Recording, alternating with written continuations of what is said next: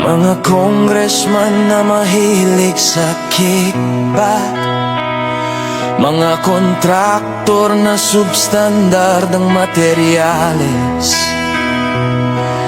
mga tao sa DPWH na mukhang pera.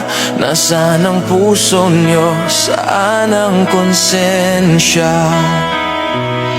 Ano kaya ang pakiramdam habang kayo'y nakahiga sa yaman? Kami nagsisiksikan, kami nilulunod sa baha ng inyong kasalanan. Kami nagbabayad ng buwis, pinaghirapan dugot, pawis. Ngunit bakit ninanakaw lang? Mahiya naman kayo, mahiya naman kayo.